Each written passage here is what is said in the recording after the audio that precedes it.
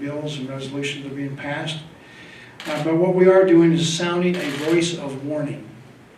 We hope that people hear and heed this voice of warning for our citizens and know that there are real health risks that are involved, associated with viewing pornography.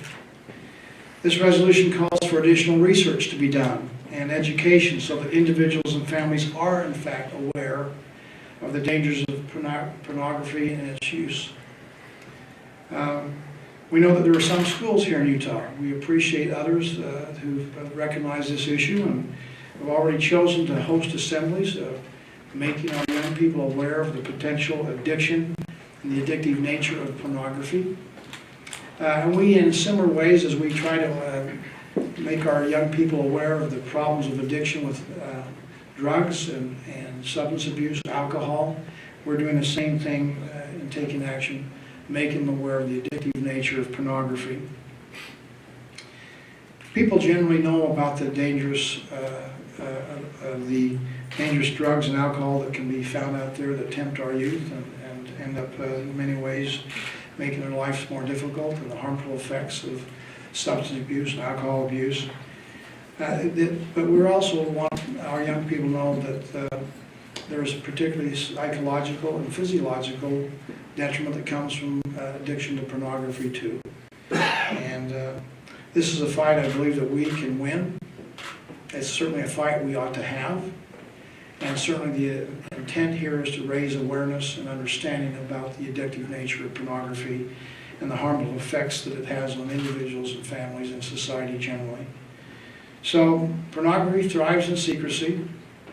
We all know those places where people can view pornography in kind of a quiet, secret place. Sometimes people suffer in silence. We don't want that to happen anymore. We'll start with open, candid discussions about these dangers and bring it to light. And hopefully people will join us in this effort as we have additional research and study, again, trying to help protect our society, particularly our young people. So I want to thank all those who've been involved in this effort and bring us to this point here today, our legislature, those who sponsored legislation, those who helped generate the motivation and the interest in this, and those who will continue to work with us. So with that, let me just invite to come to the podium in this order, if I could, Senator Todd Weider, SCR9 sponsor. Then he'll be followed by Representative Craig Hall, House Bill 155 sponsored. After that, Pamela Atkinson, who's the board chair of the Utah Coalition Against Pornography. He's been involved in this fight for a long time. Then Dr. Jennifer Brown, researcher and concerned mother. Then we'll hear from Clay Olson, CEO and co-founder of Fight the New Drug. And then he'll be followed by Brian Willoughby, PhD, assistant professor at Brigham Young University. And then we'll finally have Don Hawkins, Vice President, Executive Director of the National Center on Sexual Exploitation. And we'll go to that part of the program. So, Senator. Thank you. I want to recognize the board of the Utah Coalition Against Pornography that's here, and UCAP. They've been doing great work on this issue for many years. And I'm here to agree with many others who have called pornography a plague in our society. I'm not naive enough to believe that this is the only health crisis that we're facing, but we need to recognize that this is one of many health crises that we're facing. The U.S. Navy, who is in the business of recruiting young men, has recognized the devastating effects of pornography, compulsive use, and addiction on their recruits, and they're seeing devastating impacts on relationships and even domestic abuse and domestic violence, and they've hired a neuroscientist to study these issues.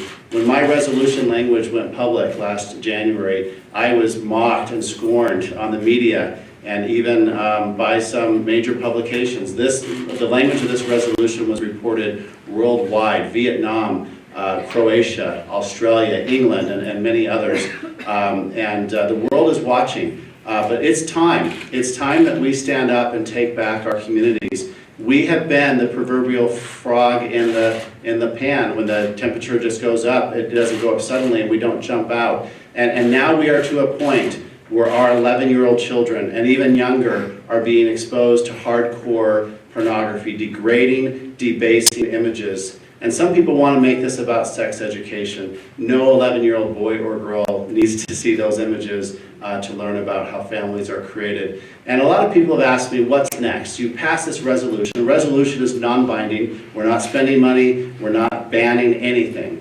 And I want to lay that out very quickly. For parents who are listening, you need to make it safe to talk about pornography in your home. Tell your children the first time you saw it. Ask them the first time they saw it. It's wonderful to try to protect our children, and that's what my goal is. But let's be honest, kids are seeing pornography as young as the age of 12. For people in the community, we need to start being activists. We have restaurants, fast food restaurants, some of which cater to children, who are providing free and unfiltered Wi-Fi, as well as public libraries.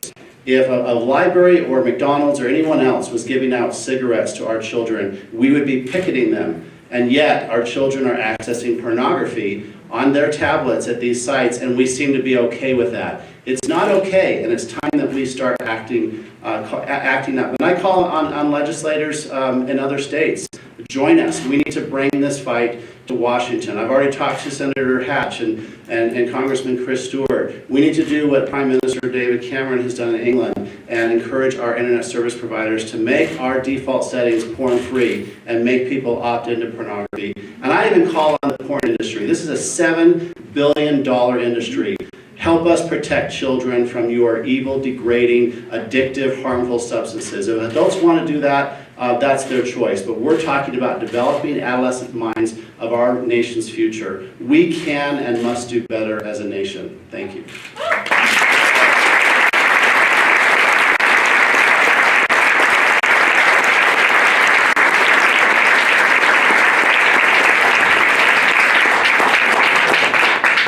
Hello everyone, my name is Representative Craig Hall, and I'm the chief sponsor of HB155. HB155 requires computer technicians and information technology professionals to report child pornography to local law enforcement or the FBI if they happen to run across it in the course and scope of their employment. There's no duty to go out and search for the child pornography on those machines, but if they happen to run across it in the course and scope of their employment, they would be required to report. And you know, I see this as akin to our child abuse reporting statute that we have here in Utah and most other states. So for example, if an individual becomes aware of child abuse, anybody, a neighbor, an ecclesiastical leader, a teacher, anybody who becomes aware of child abuse is required to report that child abuse to local law enforcement. And if they don't, then it's a Class B misdemeanor. And likewise, now the computer technicians, if they happen to come across the child pornography, they are required to report the child pornography. This is not an outlier bill. This has already happened in some form or fashion in 12 other states, and so Utah is now state number 13 that has this requirement.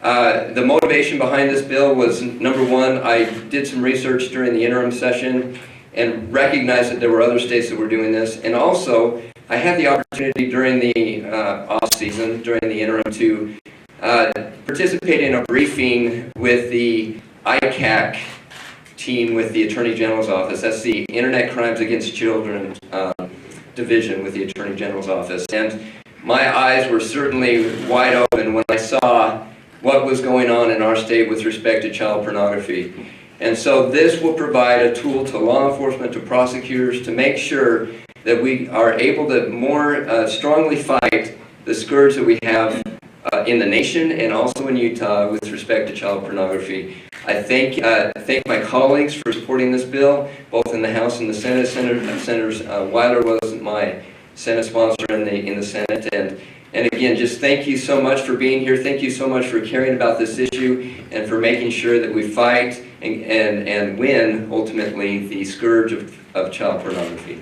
Thank you.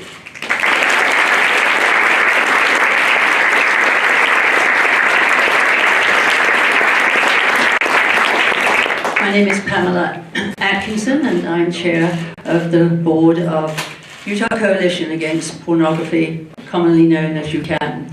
We welcome some of the board members and the executive director here today. What do we do with UCAT?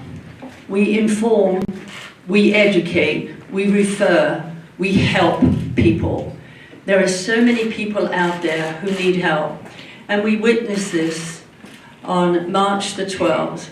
We held our 15th annual conference against pornography. We had an incredible array of speakers. Last year we had 1,600 attendees. This year we had 3,339 attendees. Very diverse people. And I have to tell you, it was heartbreaking to hear the stories from some of the parents about what they were going through with their children. It was heartbreaking to hear about the 7-year-olds, the 8-year-olds, and the 9-year-olds who were accessing pornography on their portable electronics. Some of the attendees were recovering porn addicts. Other attendees were there in order to learn how to prevent it happening in their family, in their neighborhood. One of the things that parents and other individuals in responsible positions must remember, you cannot help anybody else unless you inform and educate yourself. All parents need to be informed and educated. But after speaking and listening mainly to hundreds and hundreds of people that Saturday, it just reinforced the fact that pornography, it's not just a pandemic, it is a public health crisis. And this SCR9, it opens the door to a multidisciplinary public health approach to this pandemic. Pornography is being used to exploit children and enhance the women and children events where they're being trafficked. We know what is going on. What we're not doing is all coming together to fight it in a way that's going to make a huge difference. We feel we've accomplished a great deal, but the pornographers that Senator Weiler mentioned, they're always one step ahead of us. The last figures is worldwide, it's $14 billion that they're taking in annually, and laughing because they don't get prosecuted. We have to remember that in child pornography, when a child is photographed and the photo goes viral, that child is not just victimized once. They are re-victimized every time that image is shown around the world. That's not right. That's not fair. If we love our children, we have to do something now. And these bills and this resolution, it's just the beginning. Thank you to Senator Weiler for sponsoring the bill and allowing me to use the colored paper to educate with fact sheets his colleagues. Thank you to Representative Hall for bringing forth what some people feel is an invasion of their privacy. But both of these chaps did the right thing because they knew it was the right thing to do. Thank you to Governor Herbert, who, when he heard about this resolution, the bill at the beginning of the session, made it clear that he was 100% behind what it is we want to do. And again, this is just the beginning. There are going to be hundreds of people in the state of Utah joining in with us so that this resolution eventually becomes one bill after another, and hundreds more people step up so that we can improve and enhance the lives of our children to be free of pornographic images. Thank you.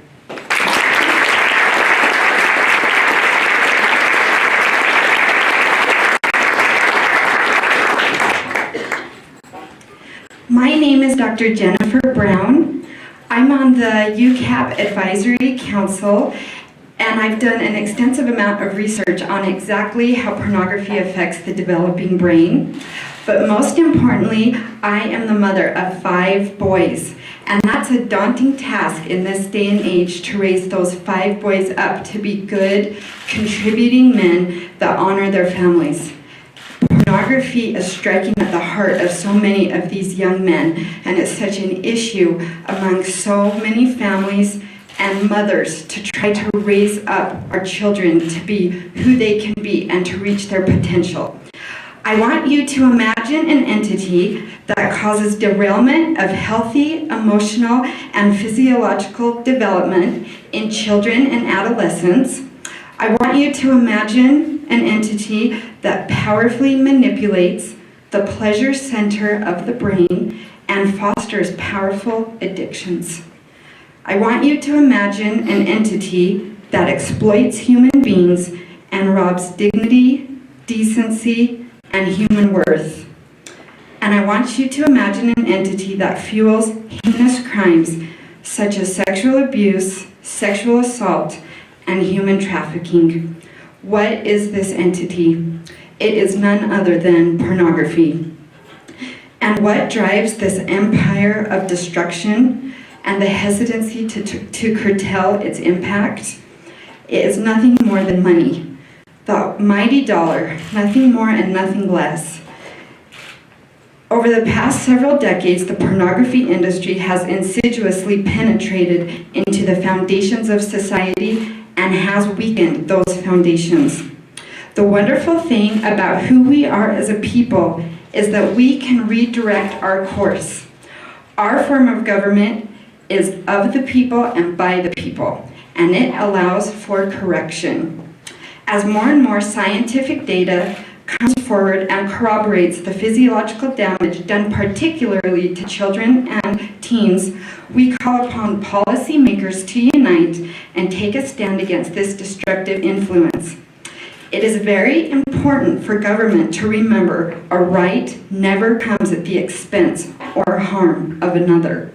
And just a reminder, here in the state of Utah, the legislature has declared people do not have the right to smoke just anywhere they want in public places because of the secondhand smoke that causes health problems. Well, I boldly assert that pornography is more dangerous than secondhand smoke. And if we can go against secondhand smoke and make such a difference, we can go against the pornography industry. This is an historical moment. The country and the world are watching. Let Utah move forward and lead in this effort to protect our children and our adolescents. Pornography has caused so much misery, suffering, and developmental damage. I call for other mother lionesses to stand up and unite with me. Because have you ever seen a lioness protect her cubs? They do not get in the way of her. And we need other mothers to stand up and realize how truly devastating this influence is. My ultimate goal, as I've been fighting this battle for over 4 years, is opt-in pornography. We ask the federal government, as well as the cable industry and other big industries, to help us. We need to make this change, and we will continue to work tirelessly towards this mean, as well as other specific goals we have made. Thank you.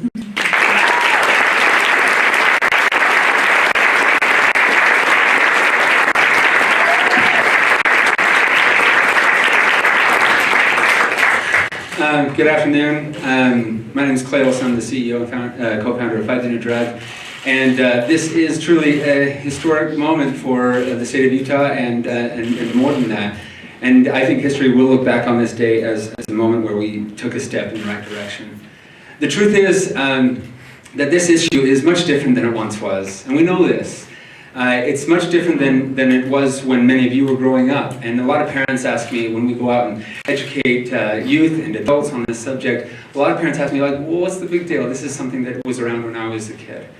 And that is kind of the mentality that many have kind of taken on this. And the truth is that this is not only more available than any other time in the history of the world, the content and the material has also shifted. And so this generation growing up today is dealing with this topic to a level that we've never seen before, that our history has never seen before. And that is something that we are now starting to take stock in and start to recognize. And we started this organization Fight the New Drug many years back at a college campus, and there's just 4 of us, and we kind of thought, well, who's going to want, what young, youth kind of individuals are going to want to get on board with such a taboo and difficult topic? And since then, hundreds of thousands have rallied behind the movement to kind of pursue real love and reject its hollow counterfeits. And it's been inspiring to watch. We can't even take all the credit for it because it's been kind of something that's been taken by the youth and kind of run with it. And the truth is that not only are they rallying behind a movement, but they're also crying out for help. I'll be honest, when we started this and when I got involved in this whole effort alongside many of these others up here and many of you out here in this audience, I didn't realize just how large of an issue this was. And then the emails started coming in and the comments started coming in and we were doing assemblies and kids started coming in after the assemblies and talking to us. And we have since received tens of thousands of emails from young people as young as 8 and 9 years old saying, help, please help, I don't know where else to turn. And knowing that the material that they are now watching is far more aggressive, in many cases violent and harmful than ever before, we're also seeing a shift in what these young people are struggling with. One young boy emailed us not long ago saying that the stuff that he used to watch no longer works. He now needs violent fantasies. Another girl emailed us, a young girl, said that pornography has made her react positively to non-consensual sex and violence against women. This is a challenge that young people are dealing with to a level, again, we've never seen. And just here in the state of Utah, we've received over 36,000 individuals have signed up for a program that we offer in 155 countries. And here in the state of Utah, these are just the young, this is an example of kind of the essays that they write to get it enrolled into the program that we offer. And thousands of Utah kids here are struggling to a level that they don't know where to turn and where to get help. And so this signing, this effort here today is a historic one. It will lead the way for many other things that will be able to help support these young kids, avoid some of the major pitfalls that some of the adults have dealt with and are dealing with. And we couldn't be more proud of the state of Utah for taking this stand, and we also call for other states to follow suit. And we know that this will happen because truth is constant and science has caught up with that, and we now have that evidence, and now we can start to make the appropriate changes to change the world around us. Thank you.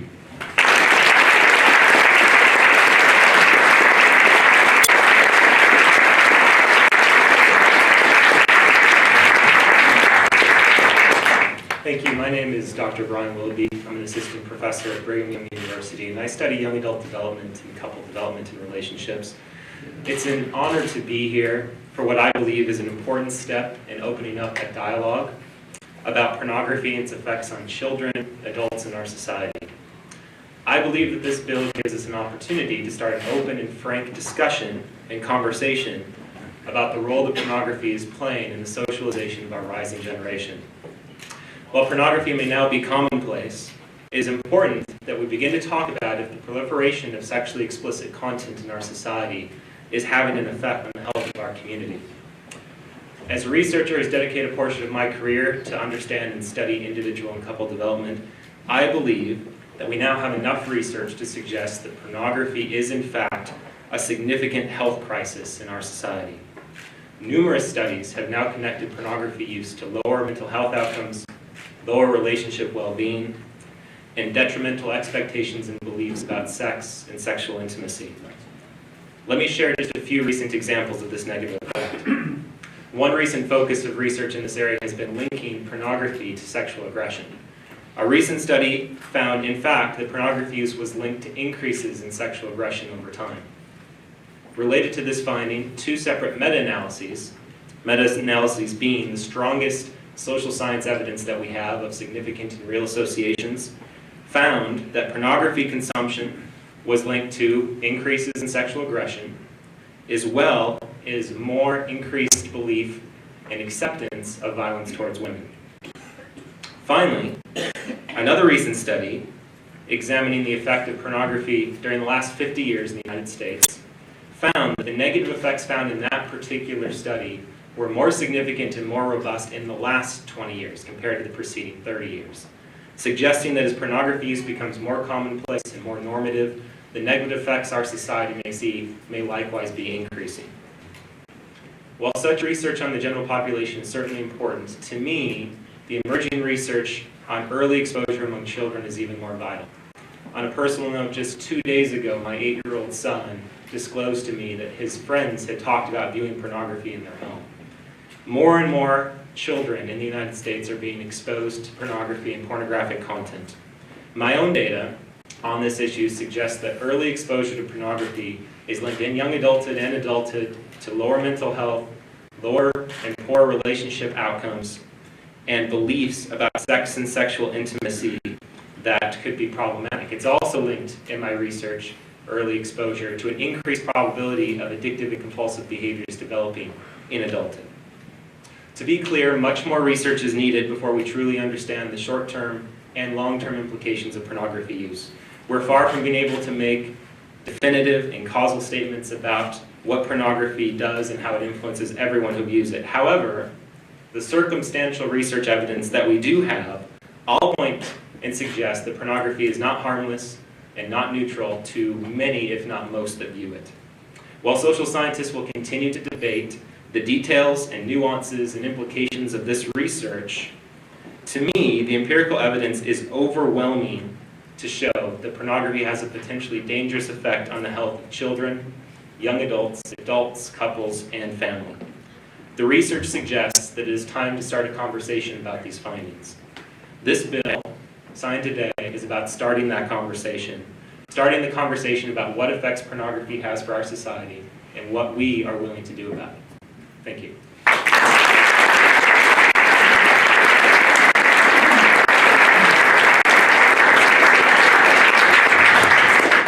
I'm Dawn Hawkins from the National Center on Sexual Exploitation. We're based in Washington, D.C. We work to help expose the seamless connections between all forms of sexual exploitation. It's important that we recognize that sexual violence harms to children, that sex trafficking, prostitution, a problem on our college campuses, these are not happening in a vacuum, but rather they're all linked on a continuum, and pornography is very much connected to furthering all these other forms of exploitation. Today's events represent a watershed moment in the overall movement to defend dignity. This represents a turning of the tide against pornography. The resolution recognizes the deep and lasting social ills and the fact that it is wrecking countless lives. It's beyond an individual or a family's capacity alone to protect against the harms of pornography. We must call on everyone, government leaders, on major corporations. We must call on churches, academics, on medical professionals, law enforcement, to start to address this problem with us. This event today represents the start of that. Science and research is catching up with the concern of many. Pornography, with its raw, debasing, violent, and hate-filled themes, are the sex education for our children. And as a result of that, we're seeing increased sexual assault on our college campuses. We're seeing rampant revenge porn. We're seeing increased child-on-child sexual abuse. And we're seeing children creating and distributing child pornography images among themselves and sending that along to adults. Dr. John Fogert's recent study of male college fraternity students found that there is no type of pornography use that did not lead to increased expressed desire to commit rape if they knew they wouldn't get caught. And there are half a dozen other studies showing the same kind of thing. We know that while males are more likely to act out violently, we see that research is showing that females who watch pornography are at greater risk of being a victim to sexual harassment and sexual assault. One recent study by Dr. Marianne Layden found that 1 out of 4 college-aged young men has already or plans to visit a prostituted woman. How have we gotten to this point in our society? It is because many of these young men have been getting a regular diet of hardcore pornography since their adolescence, and we have completely normalized and sexualized this culture. We must expose the connections between all forms of exploitation. Now, 20 plus years into the internet age, our jails are overwhelmed with men who have acted out on children and men who have sought out prostituted and trafficked women and children. There are 24 neuroscience studies in just the last few years supporting the premise that internet porn use can cause addiction-related brain changes, as do recent neuroscience-based reviews of this literature. The science is here now. We know that there is a pandemic of harm resulting from pornography. We recognize that not all who use pornography act out and have the same response that I've just explained, but we can no longer ignore the devastation to lives and to families as a result of the widespread acceptance and use of adult pornography. This event today joins a growing movement to oppose sexual exploitation. Just in recent months, we have seen major entities change their policies to get rid of pornography. Major hotels like Hilton and Hyatt hotels. We've seen Google change policies. Even the Department of Defense has gotten out of the business of selling pornography. It's time that we call on our government leaders to join as well, and that's what has happened here in Utah. This resolution not only raises public awareness about the spectrum of harm, but it has the potential to inform future legislative decisions. As Cordelia Anderson has commented in the past, we cannot arrest, prosecute, incarcerate, legislate, treat, or educate our way out of this problem. It takes all of that and so much more. We commend the state of Utah for this historic step forward and are excited for what the future will bring in this movement.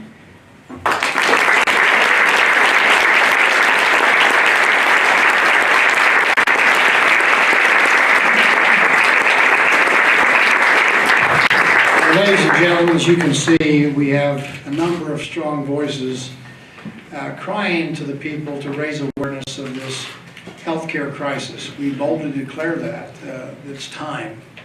And as Utahns, we're going to try to do our best to unite voices to see if we can, in fact, draw a line in the sand. I think that we understand the sheer volume of pornography in our society is staggering. And it does have a negative impact on families, individuals, and the exploitation of our children. So I'm grateful for these leaders here that are stepping forward and others here in the audience and outside our walls as we unite our voices and take a stand and say, let's see what we can do to improve the quality of life we have here in our state and throughout this country and protect our families and our young people in particular. So with that, we'll now sign the bills here. This is the photo op opportunity for those who want to be a part of it. Gail would invite you to come up, members of the board, if you'd like to be here. Stan Rasmussen, Representative Oda, if you'd like to come up to anybody else that would like to be in the shot here as we actually do the signing. Thank you.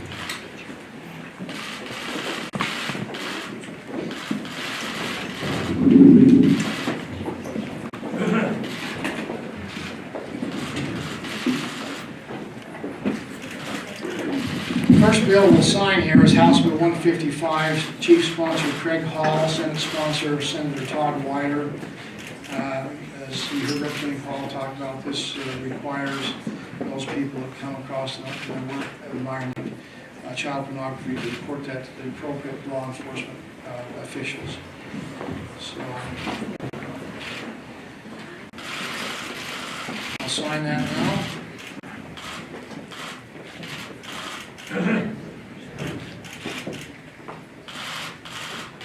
Let's applaud Representative Hall for that.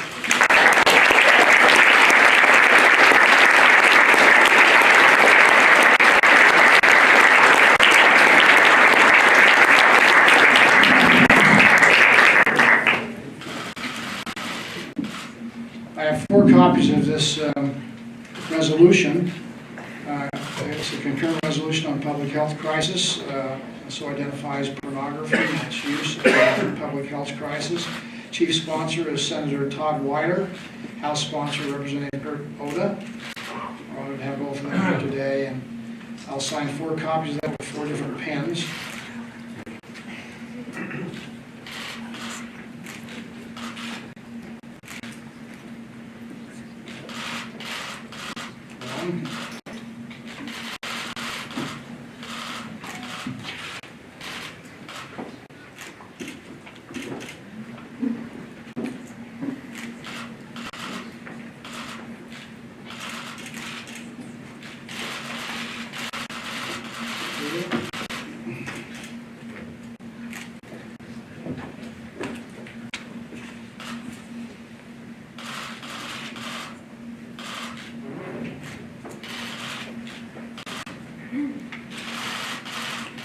3. And number 4.